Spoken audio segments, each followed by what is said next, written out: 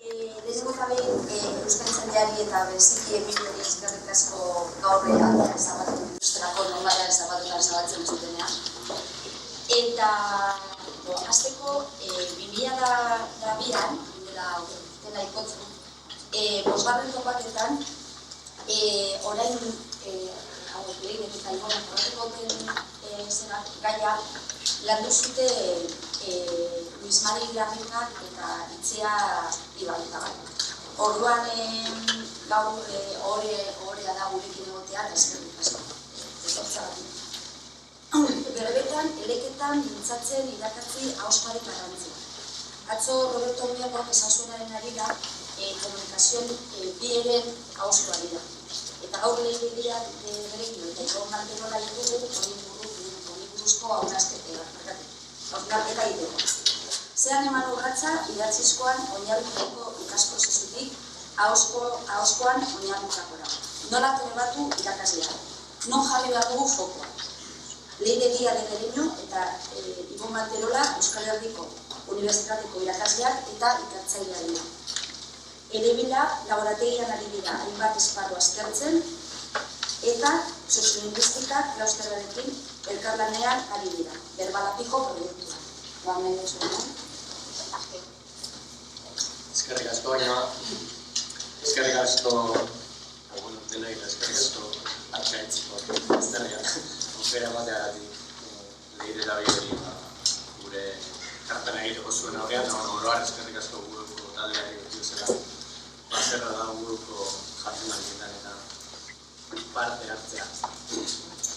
Bueno, guk euskara aurkeztuko eskizu eta aurrena ze helbururekin gatozen, guk saiatu nahi duguna da ahozko euskararen irakaskuntzak helduen euskalduntzea eta alfabetatzen euskal auzi didaktiko batzu ez, euskara hausnarketa bat proposatu. Zehazkiago edo nahi bat baduzue, kurrikulumari egoki egin begirada bat eman diogu, lehen begirada bat, ikusteko ahozko euskarak zer leku daukan, eta bueno, gure betaurrekoak, begirada horretarako gure betaurrekoak oinarritzen dira, testutzen eta idazten den hizkuntzaren hasiko naiz halako sarreratxo bat egingo dut, atzo ere esan eta entzun zirenekin lotuta, ahozko hizkuntza zergatik izan daitekeen helduen euskalduntzean xede berezi. Gero ahozko hizkuntzaren auzi didaktiko batzuk ikuspuntu teoriko xeago bat edo aipatuko dut, eta gero bigarren zatian lehirik egingo duena da, uztartzen saiatu ikuspegi teorikoa eta kurrikulumak eskaintzen duen ikuspegia ea ahozko hizkuntza nolako objektu didaktiko bihurtzea proposatzen duen kurrikulumak. Atzo ere agertuko zen, da gure hitzetatik dakargu, bai begirada psikolinguistiko eta didaktikotik, bai esaten da ez, aurrek ahoz hitz egiten ikas dezaten irakatsi egin behar zaie. Eta evidentea ez da bat-bateko gertaera prozesu biologiko huts bat, helduekin elkarrekintzan gertatzen dena da. Eta beste ideia evidentea dena, baina hizkuntza baten errepertorio fonologiko morfosintaktikoa irakatsita bakarrik gelan, aurrek hori ikazte dute. Gramatika eta ezain beste repertorio hori tokatzen den egoera komunikatioetan nola erabili. Helduen irakaskuntzari begira, gauza berbera azpimarratuko genuke, nahiz eta jakina badakigu, prozesu psikolinguistikoak eta baliabide eta objektu didaktikoak ezberdinak direla. Euskararen bizibertzearen ikuspegitik atzo ere agertu zen, eta guk ere esan beharra dago, ez gara aztertuko esaten, esparru funtsezkoa da, biziberritzeari begira, orain dela 20 bat urte, Mikel Zalbidek esaten zuen, ondo esan da ere, sin eskuelak euskaldunize de forma extensa e intensa, no hay ya futuro para el euskera, ez? Eta, bueno, antzeko ideia ere ekarri nahi genuke, edo azpimarratu nahi genuke, helduen euskalduntzeari begira. Zergatik, bueno, badakigu, orain dela 40 bat urte edo, aurre ikusten orokor bat edo zegoen, eta badira urteak ikusi duguna, ez duela ez duela espero bezala funtzionatzen, ez da? Hau da, ez da nahikoa aurrei, batez ere ereduan, euskaraz irakasteak, gero aurre horiek bizialdi guztian eskolan ikasi duten hizkuntza hori erabili dezaten. Atzo Esti Amorortuk, Ane Ortegarekin eta Jone Goirilozarekin eta atzo azpimarratu zizuen, ez? Euskara ikasten dutenek, gero euskara ez erabiltzeko arrazoietako bat, ez bakarra, da ahoz jarduteko daukaten gaitasun mugatua. Ez bakarrik atzo ere Estik azpimarratuko zuen, eta ez bakarrik titulua bai ez, baizik askotariko egoeretan ahoz eroso jardun ezin hori. Arrue proiektuari esker badakigu eskolan bertan ikaslek egiten duten euskararen erabilera handiagoa edo txikiagoa zuzenki lotuta dagoela eskolaz kanpo hizkuntzak daukan presentzia eta estatusaren ikunan. Jakin badakigu eskolaz kanpo helduen sozializazio ereduak ze inportantzia daukan eta testuinguru soziolinguistiko gehienetan harreman sare ere zehaztuko dugu harreman sare gehienetan gaztelania da nagusi. Ordan, Mikel Zalbideren esaldi nahi baldin bada, ez dakit, ez duzago negatiboa da, baina noa illa futuro, ez? Bizkat, hori helduen euskalduntzera ekarreta, eta atzo ere agertu zen, errepikatuko dugu, helduen euskalduntzea motoreetako da. Komunitateak motore bezala tratatu behar du euskararen biziberritze prozesuan. Pentsatuta, helduak ahoz trebatzea zenbat eta gehiago, zenbat eta hobeto, eragin biderkatzaile bat izan dezakela, ez helduen erabilera bakarrik, baizik komunitatearen sozializazio esparruetan, barruan sartuta aurra. Orain, gu gaur dakarkigun ideia da, helduen euskalduntze eta alfabetatzean hori denak gertatu da helin, ahozkoaren irakaskuntza helburu didaktiko berezitu bezala tratatu behar dela. Jakina baietz, segi behar da, erabilera bultzatzeko ekimen, askotariko ekimenekin, baina zenbat eta hobeto eta gehiago asmatu ahozko hizkuntza objektu didaktiko berezitu gisa tratatzen, inpaktu biderkatzaile hori uste dugu are eta indartsuagoa izan daitekeela. Zein da problema? Ahozko hizkuntza gelan gardena bezain harrapa ezin dela. Zer zentzutan? Hainbeste denbora guztian hitz egiten ari gara gelan, interakzioak ahozkoak dira etengabe, halako gardentasun badauka, hain da evidente ahozkoa zaila da harrapatzen. De Pietro eta Dolzek, aurreko hamarkadako aipu hau, ez da. Ikasgelan askotan ahozkoa egon badago ere, rutinak, ariketak zuzentzeko, konsignak irakurtzeko, ez da zeharka bakarrik hartzen da kontuan. Tendentzio hori daukagu, bidena bar. Eta kosta egite zaigu kontrolatutako jarduera eta ebaluazio irizpideen bidez, hain zabalduta eta hain etengabea den ahozko jarduera hori irakastea eta ebaluatzea. Pentsa, itsasoko sugea ere deitu izan zaio. Imaginazioarekin hasita bat eskoziara doa eta inez latuko tragoia etortzen zaio burura. Agertzen da, ahozkoa noixiamen, gero izkutatzen da, eta ahozko hizkuntzaren didaktikari kostatze zaio halako egonkortasun bat, aitortza konstante bat, lortzea. Claro, hau bereziki komunitate minorizatuentzat da problema. Evidentea da, atzo ere agertu zen eta ez du errepikatuko. Baina, guri bereziki tokatzen zaigun auzia da. Paralelismo handia da, alde horretatik, eskolaren oroar, eskolari fokua jartzen diogunean nola tratatzen dugun ahozko hizkuntzaren didaktika, eskolan egin behar da hori ondo, gure umeak, bueno, esan dezagun baita, ez da eskola eta umeak bakarrik, bizialdi guztiko zerbait da ahozko hizkuntzaren ikaskuntza. Horregatik ez, helduen euskalduntzean ere, helduen euskalduntzeak ere zentraltasun hori har dezan, argudio didaktikoak bada, zentraltasuna hizkuntzaren biziberritzean. Argudio didaktikoak ere bada. Harrapa ezina, gardena, bueno, horren aurrean bada gaude saiakerak, ahozkoa objektu irakasgarri autonomo gisa tratatzeko. Evidentea da, baina berriro, ahoz jarduten ikasdezan ikasleak, propio irakatsi behar dio irakasleak. Eta konparazioa, ez dakit, igual simplista da, baina nork kasu edo nori nork adizkiak irakasten dizkigun bezala gure ikaslei, poliki-poliki, igual txipa eta, guazen baita ere markatzera ahozko hizkuntza, objektu didaktiko autonomo eta bere gain gisa. Euskararen bestelako objektu didaktiko daukaten estatus berberarekin. Nik hor nahi eta jarri, gramatikarena, hain gertuko dugulako, ez da.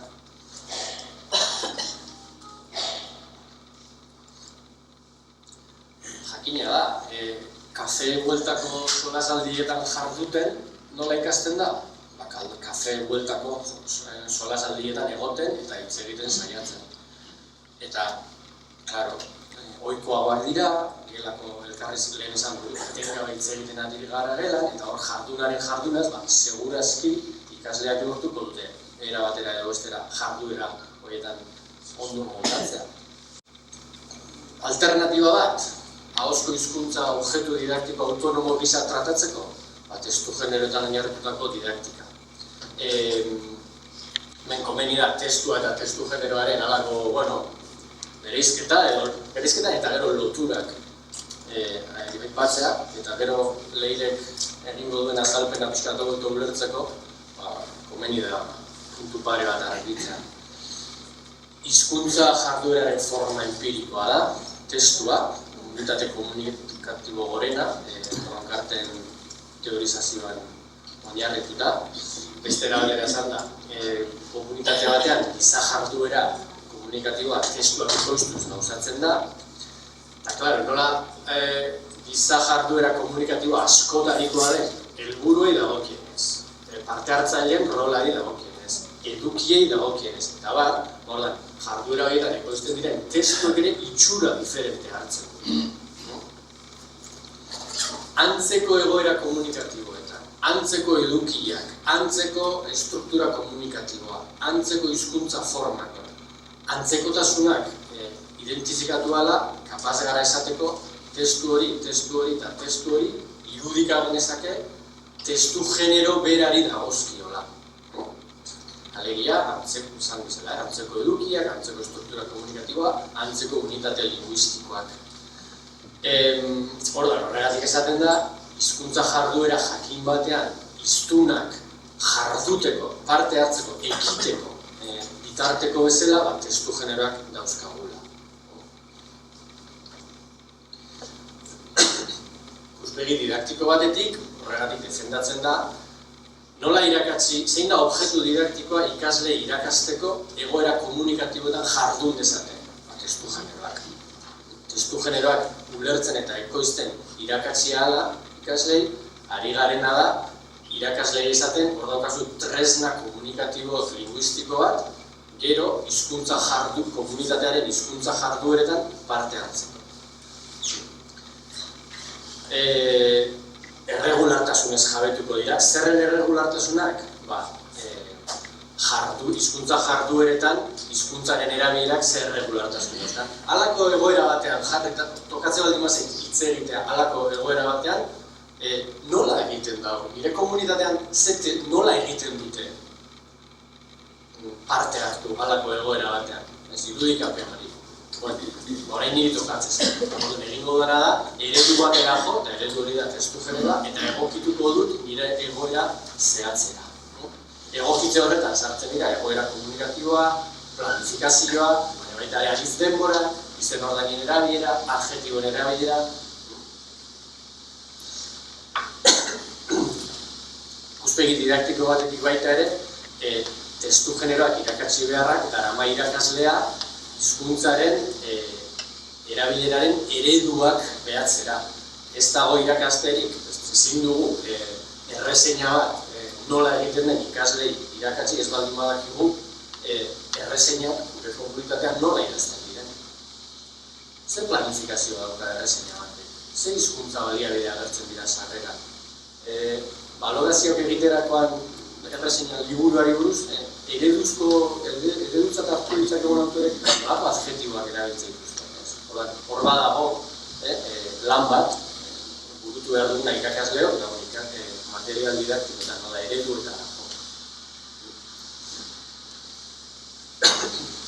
Ginebrako proposamen didaktikoak egiten duena da, generoak lantzeko egiten duena da, testu generoak sei multzo nagusitan bildu. Zeren arabera bereizten dira multzo nagusi horiek? Testu genero horien bidez ze hizkuntza jarduera burutzen den kontuan hartuta. Badaude narratzea, ekintza egiten duten testu generoak, badaude errelatatzea, azaltzea, argudiatzea, portaerak erregulatzea, errezetak, eta hizkuntzarekin jolaztea. Orduan, programazioaren ikuspegitik, da aldekete fuego, denbora guztiak, testu narratiboekin gira eta buelta ekilibrarrean, aukera ematen du multzokatze honek, narratzearen bloketik hartuko dugu generoa, argudiatzearen bloketik hartuko dugu beste generoa, eta gero urrengo lauilekoan, urrengo urtean, urrengo mailan, bueltatzen garenean, narratzearen blokeko genero batera, hipotesi bezala planteatuko nezake, bloke horretan aurrez landu den generoaren ezaugarri batzuk, urrengo narratzearen bloke horretan tratatu landu behar dugun generori irakasterakoan lagungarria izango da. Nola gaitz izateko, generoen arteko transferentzia esan baldin badai. Piskat, hizkuntzen, helduen euskaldutze eta alfabetatzerako ekarpenak zein izan daitezken, testu generoen oinarritutako didaktika ikuspegitik, egunerokotasunerako zein lanbideetako ahozko hizkuntza jarduerak, jarduera horiek gelan, objektu didaktiko autonomo bezala, irakasteko eta ikasteko aukera ematen dutela. Zertifikaziotik harago, uste dugu aukera ematen dutela lanbideen araberako balizko espezializazioak egiteko. Espezializazioak ze zentzutan, lanbideen arabera, lanbide jakin batean egiten den hizkuntza jarduera hori, generoen bidez, kakotxartean, zatikatu, eta esan, esan dudara, musika eskolako irakasle zuzendari bezala, irakasle guraso egin gartzenen kursu hasierako zea ez? Itzaldi hori, hizkuntza jarduera bada, musika eskolaren martxa esplikatu behar dien, hori, emagun azalpenezko testu genero baten bidez edo harrapa daiteke hizkuntza jarduera hori. Goazen ekartzera, testu genero hori, gelara, didaktizatu dezagun, objektu didaktiko.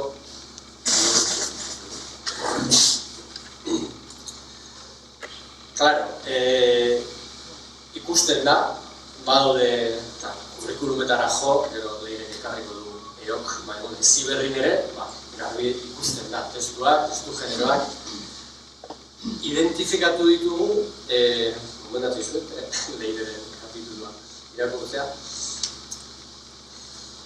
zuzenean adibidea. Ahozko kurrikulumean.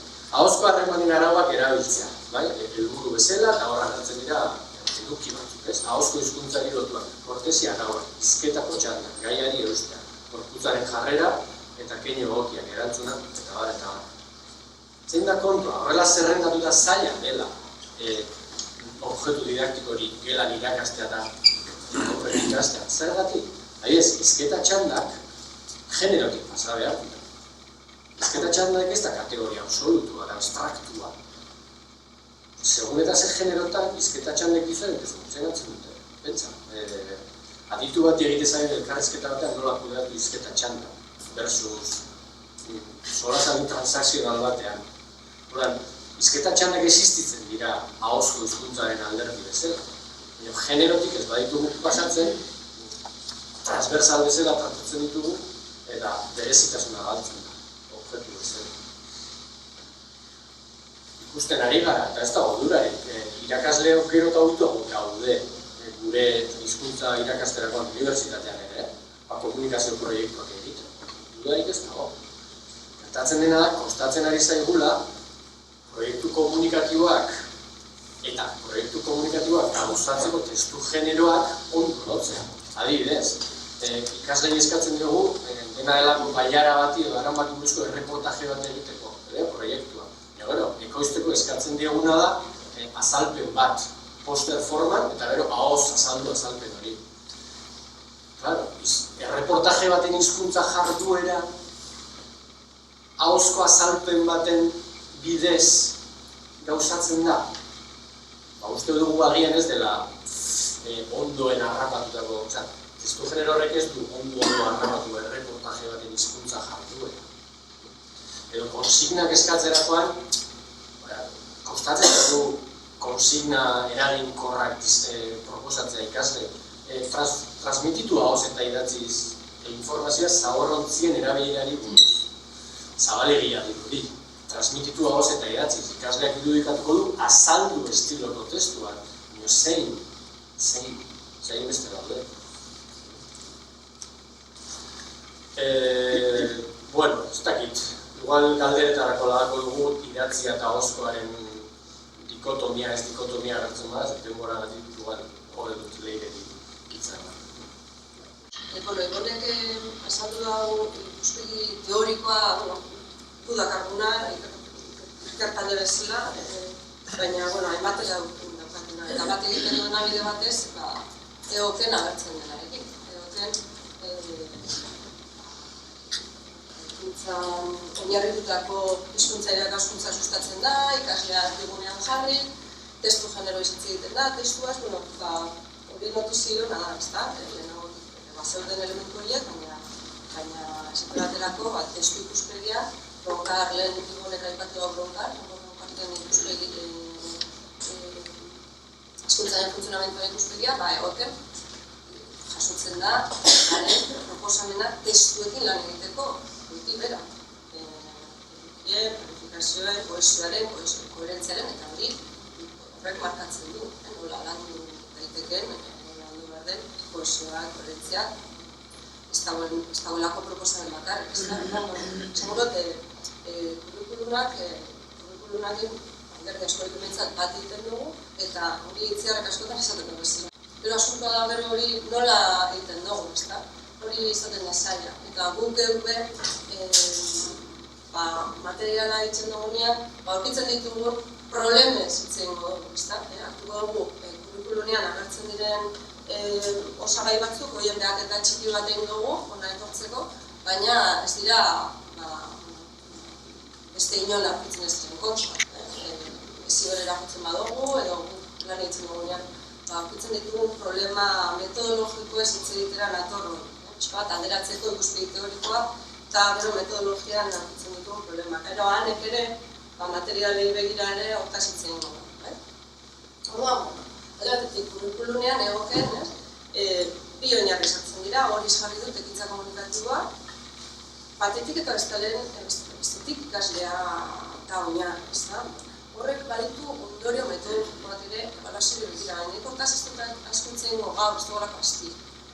Guk erabiltzen dugu metodologian sekuentziadatikoan, hain da, erdigunean ikaslea ze diseinatzen den sekuentzia didaktikoa egongo da, bere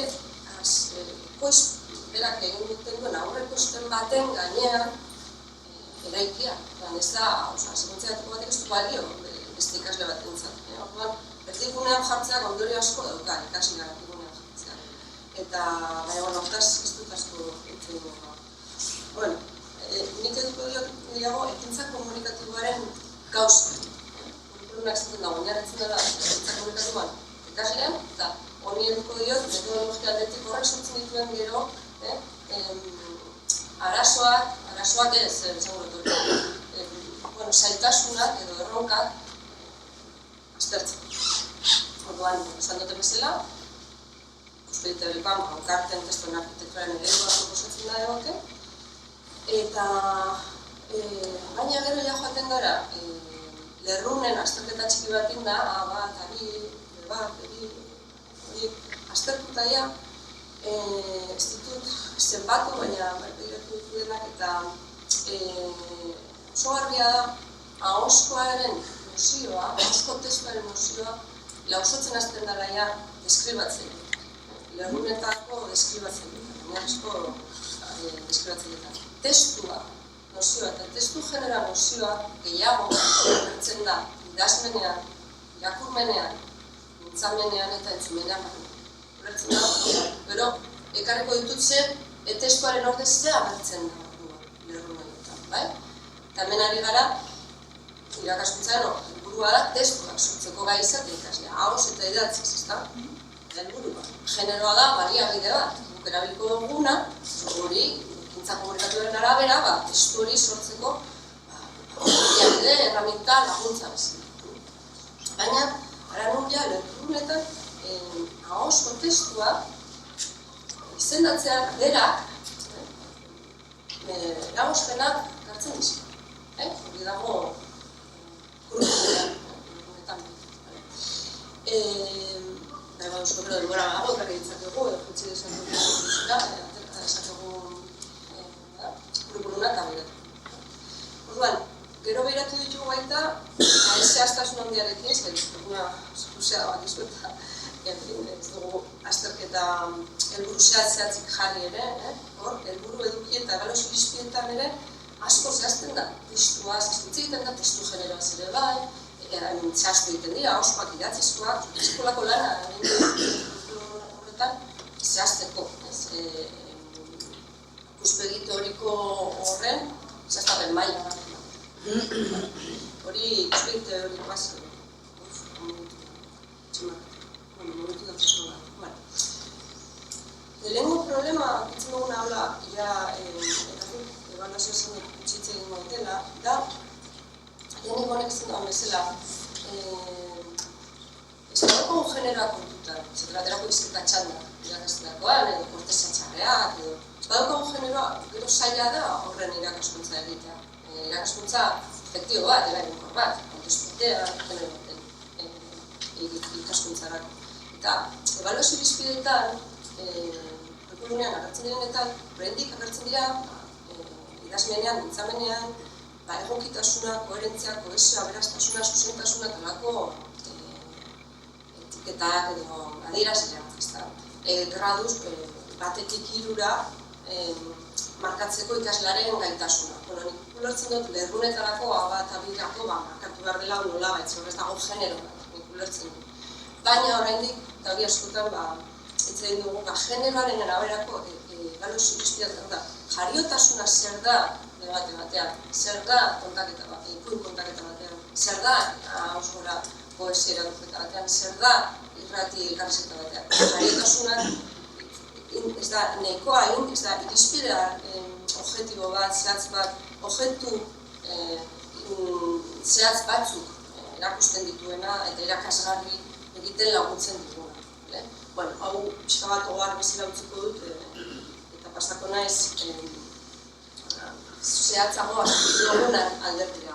Eta da, ez dakit, baina beto jakimo duzue, kurrikuloren amaieran daude kurrikulun langaiak. Ez da nik ulertzen dut direla alako adibide batzuk edo, ikuspegi teoriko hori gero, nola landu edo erakusten dutena, kurrikulun langaietan. Lerru bakoitzelako eta gaitasun trebezia bakoitzelako mintzamena idazmena ematen dira adibide batzuk. Zergatik aukeratu duguna aztertzea hola etortzen. Zetik, lehen esaten ari. Irizpide orokorretan eta testu ikuspegian, osoa da, gaude, baina gero metodologian da horrek eskatzen gaitugu eta gehien. Nola gero irakasleek edo euskaltegiek edo lantaldek gero gauzatu ez dugu.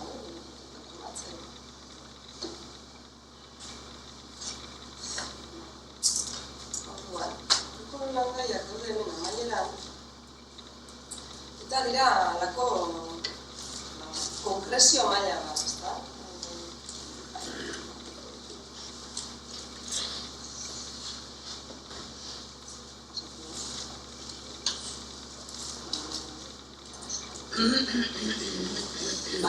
Hau zer izate baterako, hau, bai? Hau da zeti mailarako, bai? Proposatzen da alako ariketa tipo bat edo, mintzamenean. Eta badauka izendapen badaukate. Kasu honetan da neodimioa, izendapena daukate. Eta ekintza komunikatiboa esan dugu lehen dela, kurrikuluneko ardatza, ekintza komunikatiboa izan behar da, testua dekusteko, ekintza komunikatiboa den behar da, bestela ez dugu behar testua.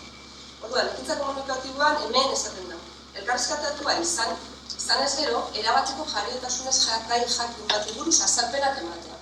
Horrela deskribatzen da ekintza komunitatea.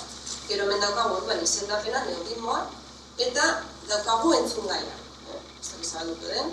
Eta gainera daukagu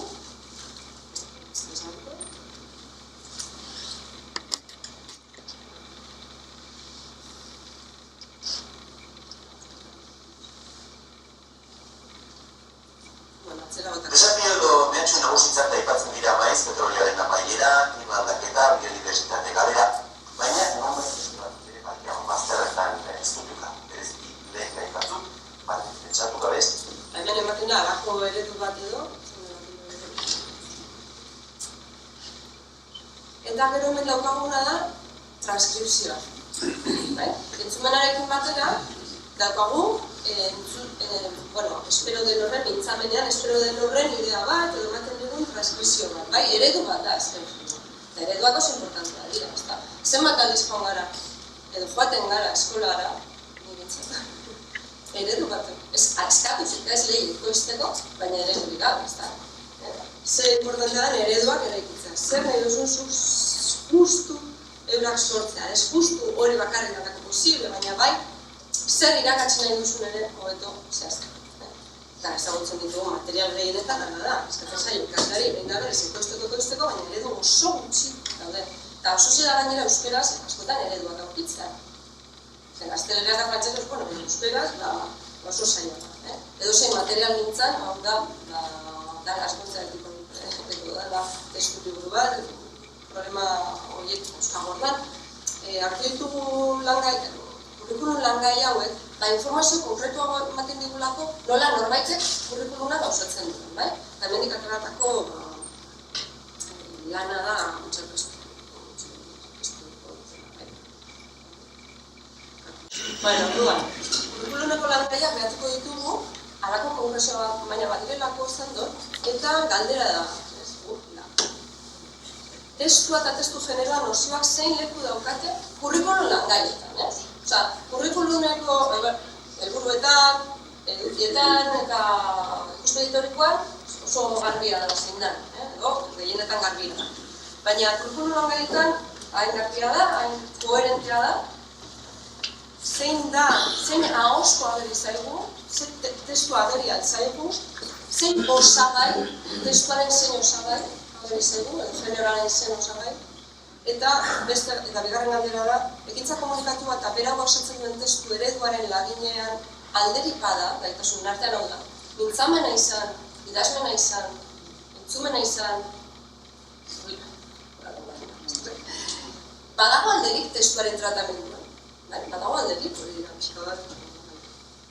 Orduan, lehenengo baldera, zea hausko gero izaigu, labur esan da, zehaz, behiratu ditugu gutxo gara da guztiak, baina bat, abi eta zebi maila oso guztiak, lagun guztiak, testu guztiak, entzungai guztiak, eta, lau gaitasunak aztertuta, ikusi da, testua berriro ere, lerrunen eskribapenetan bezala, testua berriro ere, eta testu genero ere bai, gutxiagotan aipatzen da, eta zehaztasun gutxiago ematen da testuaz eta testu generoaz. Hau da, ahozko didaktikoan beste ere momentan dakiguna berrestera da azterketatxoa. Dara, ahozkoaren objektu didaktikoa zailagoa dara mugatzen. Entzumena eta mintzamena. Askoz garbiagoa da idazmenean eta ulermenean, idatzizko ulermenean, testua, ondo mugatua agertzen da, baina ahozkoan hau gauzoagoa da. Izan ere objektua, ala da, ahozkoan, testua. Generoa, lausoa dira. Objektu horrela ez da asmatu dugun zer. Txarrapa gaitza bat dira, hauskoan entidade bezala. Testuekin batera, edo haien orden, hauskoan bereziki alako unitateak agertzen. Testua espada bertzen ez agertzen da. Oso agertzen dira izketa ekintzak, hitzak ez. Funtzioak, agertzen dira egoerak, elkar eraginean zaude, edar komunikatibo bat daukazu, holako beste, ahozkoarekin eta testuarekin eta ekintza komunikatiboarekin, lotutako beste entidade bat, bai? Testuarekin batera lanean daudena. Edo parte hartzea, parte hartuko duzu, ez dakit zertan, baina testua ez da izendatzen berriz. Idatzia denean eta idatzi eskularmenea denean, bai, izaten da testu bat, zutuko duzu. Ulertzen da diferentzia zein testuarekin batera hizketa egintza eta ez testuak aurkituko ditugu ahozko objektu gisa. Esan nahi dugu, zenbat eta ahozkoagoa da, da zailagoa dela testu oso bat aurkitzea, horrek esan nahi dugu, komunikazio unidade oso bat erakusten dugu. Zailagoa dela hori ekartzen, langai jartzen, eta identifikatzen. Zein da testuaren lekua, testuak lekua dauka, eta kurrikulum langaietan ere da. Ahozkoan testuak lekua dauka eta leku honetan. Baina, zenbat eta lerrunetan gorago egin, orduan eta lekua nabarmenagoa. Zenbat eta idatzizkoagoa jarduera, orduan eta nabarmenagoa da testu. Bueno, gero ere, epatiko dut, honek badauka, norbaitek esan dezake, lehenengo oinarrizko lerrunetan, ez da bat, abi, ikasleek testuak nola sortuko dituzten, eta, baina idatzian beti agertzen da testu. Idatzian beti agertzen, idatzizko kurrikulum langaietan, idatzian beti baten eta agian, beti agertzen da testua. Edo, iaia gehienetan testu osoa. Berriz ahozkoan ez, orduan. Ez da bakarrik metodologia problema bat, eta objektuaren problema, objektua bera harrapagaitzagoa dela, ahozko testua nahikoa lan ematen digu, eta baina, pentsatzen dugu hori, hobeto zehaztea badagoela. Objektu irakasleen honek jarri duen argazki hori bezala ez da, kanpo, deporteko zelai hortan markatzeko, idatzian hainbeste markatu behar badugu, ahozkoan ere egin daiteke hobeto dugu. Ahozko testua oso eta bere gainak aurkitzen dira. Baina, batzutan kontestualizaziorik ez dago ekintza komunikatiboa eskribatzea. Eta beste problemetan. Idatzizkoagoetan,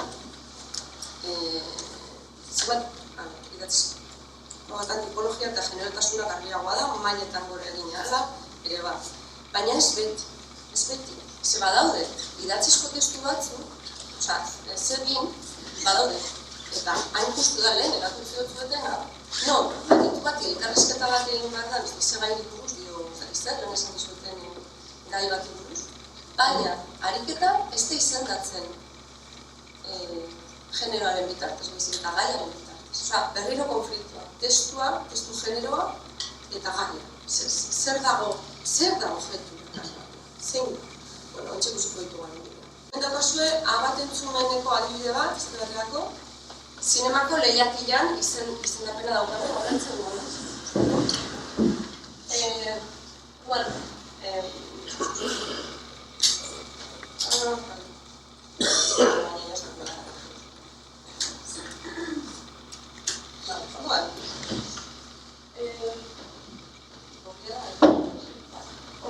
Jardumera guztiek daukate izenburu. Izenburu hori ez da beti batzutan da gaia eta askotan da idatzizkoa idazlena denean, batez ere, da generoa.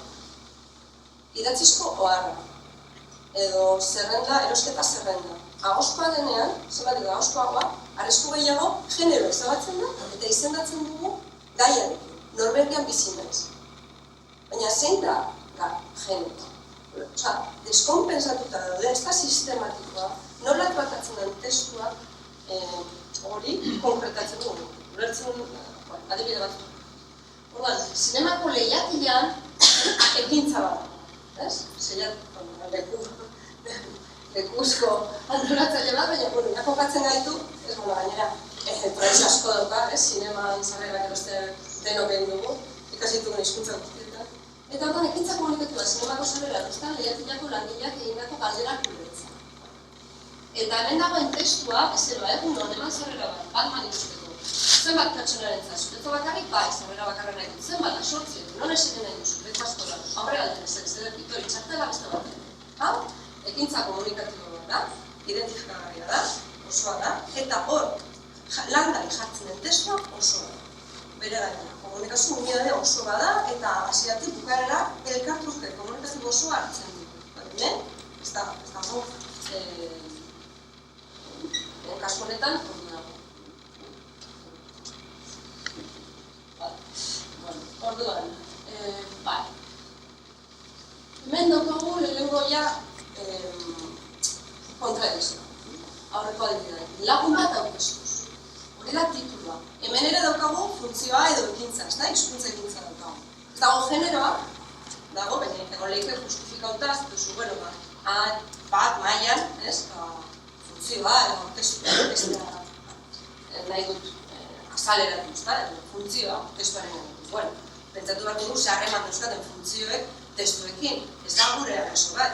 Helduen didaktikaren arazoa da, Europa guztian ere, harrera zeretan, harrera Europan egiten ari diren helduen alfabetatzeak, frantsesez, alemanez eta arazo, euskal, alfabetatu behar dira hizkuntza berrietan helduak, eta nola egin A bat abila hori, eta nola lotuzketa egintzak, testuak, eta ez da bakarrik gure arazoa, dokaguna arazoa da, biziberritzarena, eta teknikoki ez da bakarrik gure arazoa, eta ez dago gainditua.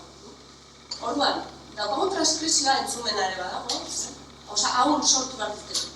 Claro, mintzamena denez, gogorra bezangoen behar da, entzumena baino, logikoa da, baina kaixo jone, hau inaki da, nire bizilaguna, posten naiz inaki, nire eraren espanaiz. Urte askotarako nire inaki naiz, bilokoa, baina araio, niretan bizipizte. Ez da problema, zertik esatu supero mintzamena da, aparta. Baina, zergatik orduan, gero, irakurmenera goaz abaten, eta dauzkagun testu osoak. Irakurmena, badakit, ulertzen da gehiago, testu dena baino, badakit, baina, mesua posible, ustez posible da, mintzamenean ere, gordetzea, unidade testuaren, edo gutxienez erlazioa, testuaren unidade osoa.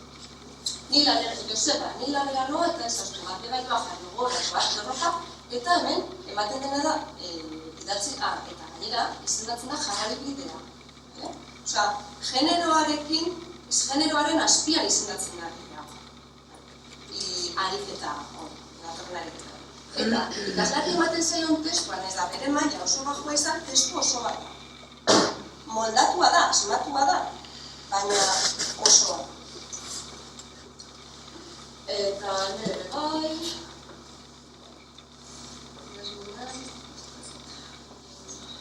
Hau ez dut baterako, abat idazmena, oharra semeari. Oharra semeari generoa da, familiara. Eta daukaguna da oso oar txikia, eta hau zinemarago, errago batzukin, beraldo iritsiko gara, eroso horria bezez, eta tama. Testu oso bat da. Zentzu osoa dauka, kontestu batean txertatzen da, izendapenaren bat da. Problema hau da, ez dela, gertatzen berdin, ahozkoan proposatzen diren kurrikulum langaietan. Ulertzen hau azaltzerena. Adibideak asko dira, eta orduan, gero galderetan edo nena uste, ikatu galderetan. Orduan, ulertua da, bakarrik A bateko adibideratzen ditugu, baina etengabe errepikatzen da A-bin eta C-bin eta bestetan ere, baina hor guztia miratu ditugu. Eta gainera, ahozko testu batzutan daude bi testu. Dago, proposatzen da ekintza komunikatibo bat, baina ahozko testuan daude bi elkartuko komunikatibo desberdineko. Arazoa zabalago da, baina funtsan berdina, zer da testua eta zer osatzen du testu ahozkoa. Gainera, aurra gartzen dena ahozkoa ezin dugu karri gela da, bera da bezala, ezin dagoen, Ondara amasei urte, Luis Maek eta Itziarrek izabiela ahozkoari atzartzeko eta elaboratu digula eta hori izan da olako lanak gehiago behar ditugu, askoz gehiago, jakiteko zelakoa da ahozkoa. Alduguna egin dugu, baina asko dago hori ditu. Orduan, badakigu, tensio bat dago, ahozkoa bere horretan eskolara, transposizio bat egin behar da, aldaketa bat egokitzapen bat egin. Eta kurrikulum langaietan ahozkoaren transposizioa bat egiten. Ahozkoaren transkribatzen da eskolara eramateko bezala. Eta oso ondo egina dago, nik hori ez dut zalantzan jartzen, baina oso regularra da, honekin kasi amaitu nahi duke, horra bertzen den sintaxia, aztertzen badago pixka bat, ez dut, azterretazako batean, baina ez da lineala da. Ze eredu horietan, ze ahosko forma ematen dugu. Zatik, artikulu hortan, Franskoari antzartzeko ditugu gogoeta hortan, zaten zen errepikapenak, ahoskoaren parte zirela, errepikapenak generoaren arabera oso diferente erabiltzen. Oso diferente. Errepikapena ez da bat, bera ahosko guztiako, ez idatzi guztiako. Errepikapena, zientzia divulgazioko artikulu batean, errepikapena poesia batean, oso desberdina da. Eta berdin gertatzen da oso. Orduan, sintaxia oso lineala da transkripzioetan dagoena. Ez dago anako lorturik, ez dago silepsiarik. Ez dago absensu nindako eraikuntzarik, ez dago horren simulaziorik. Lexikoaren lehokatzo edo errepikapenak ere ez dago ahoskoaren, badago alegin batzuk nabaritzen dira. Ez dago makuilurik, ez dago eskoria ditzen diren elementu. Ez dago solaskidetza osagairik, partitulak, errepikapenak atz badaude, hasiera formula, alegin bat egin dira. Baina, nahiz da formalak eta informalak diren testuen ereduak eskaintzen diren, idatzizkotasuna da ahoskotasunaren kontrakoa.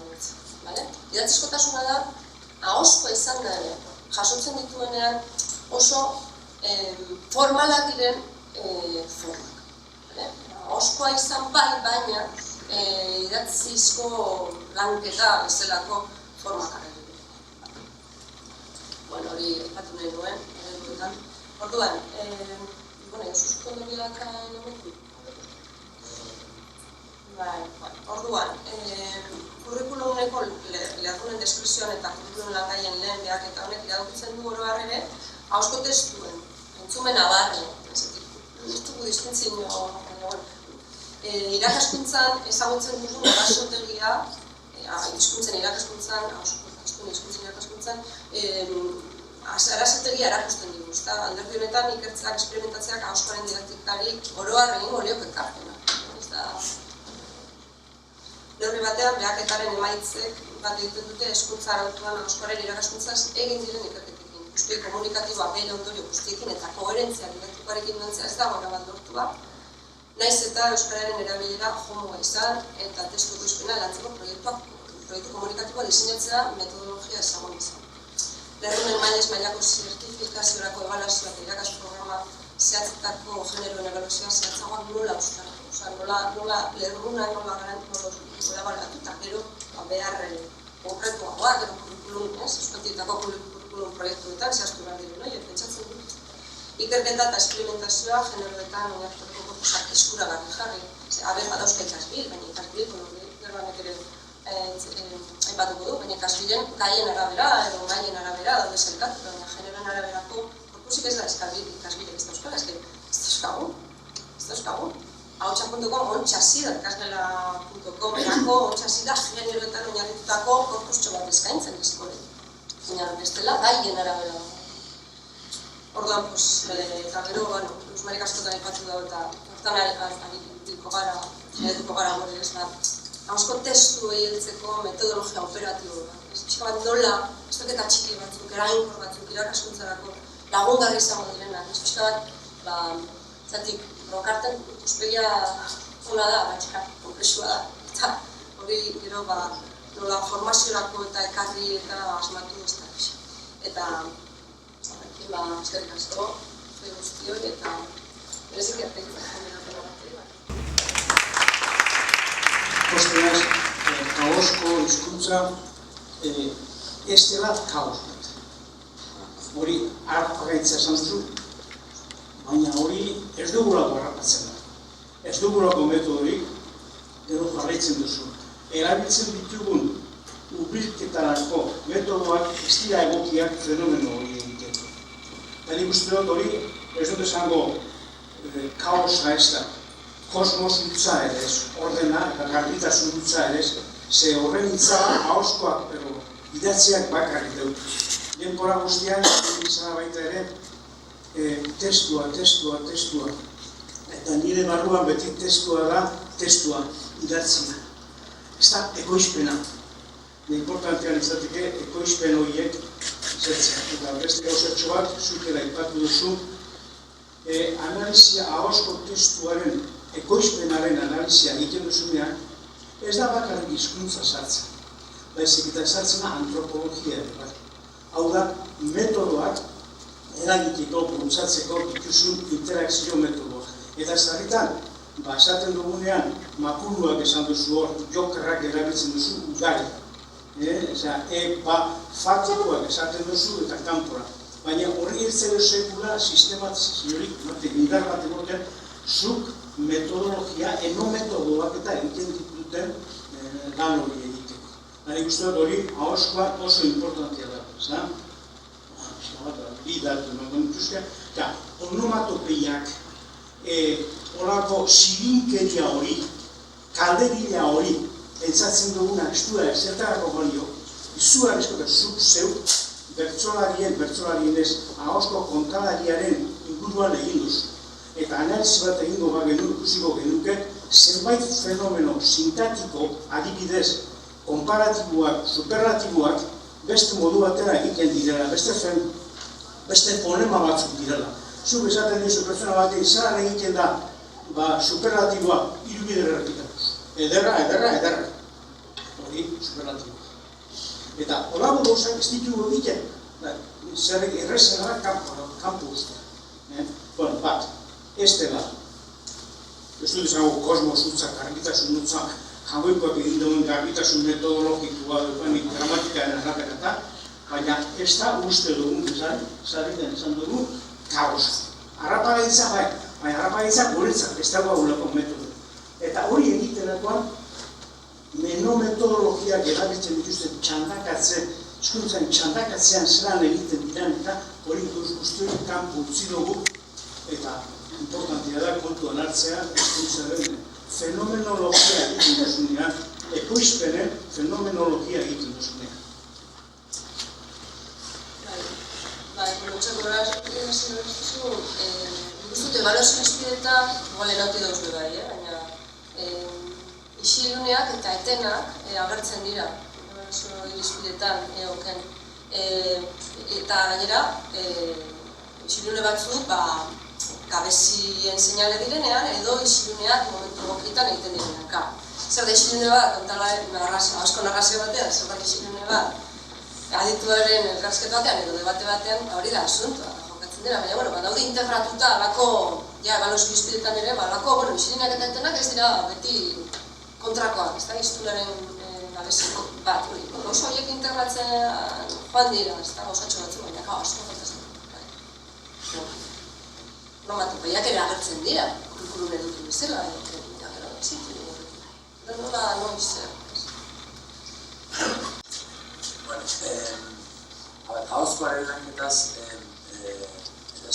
eskoletako eremuan, nik eskoletako komentatzen dut, benetan idatzizkotik ahozkorako urratxa emango bagenu, seguruenik ume hiperaktibo eta deficit atención dalako gutxiago dugu genituzkera. Dena jartzen ditugu klasetan, orain irakurri testu hau, gero egin eskema bat eta ondoren laburpen bat. Eta bi orduz dauzkagu ikasleak hor geldi, 11-12 urterekin, asko daukate ekarpen handia erruzat egiteko, baina guk idatziz nazten jartzen dugu, ahozkoa ez delako hain errazatzen.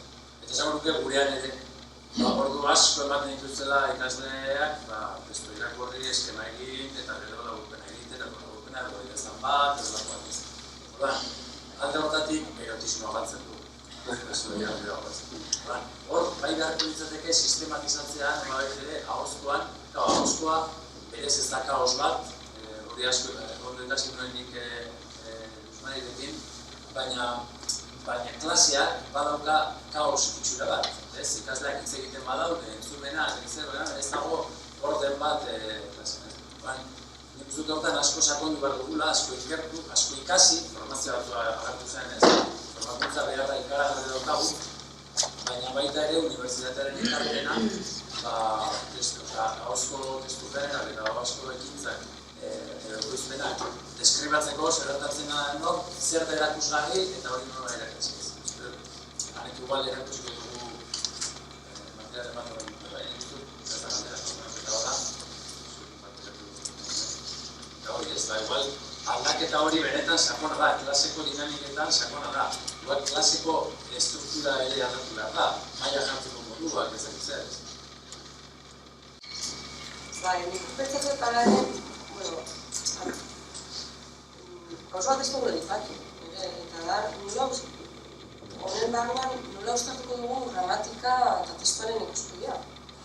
Hori ez dugu edipatu, baina hori da, testua zari garenean ez dugu kanputzi behar gramatika, eta uste dut horre aldaketa handia da, baina ikuspegi aldaketa da.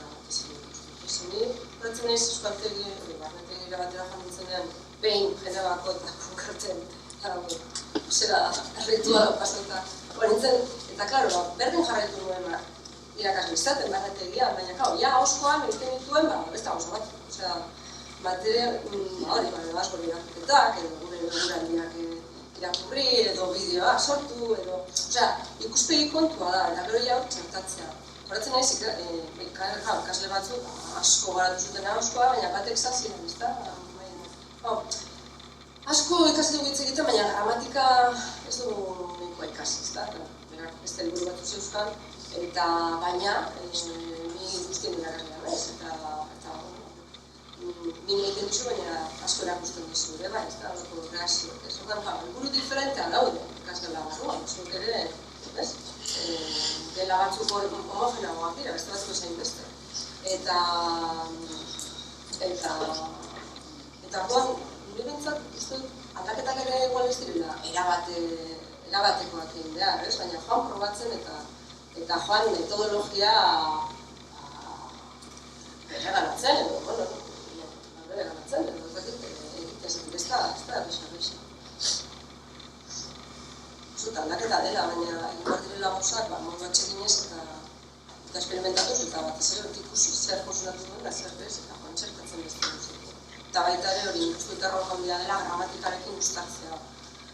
Gramatikarekin gustatzea, ze hor datoz edukiak, testu egunean, testu edukiak, eduki gramatikala, eta datoz bat arestaren atzean zerrendatuta, eta nun daude lotura. Eskerrik asko.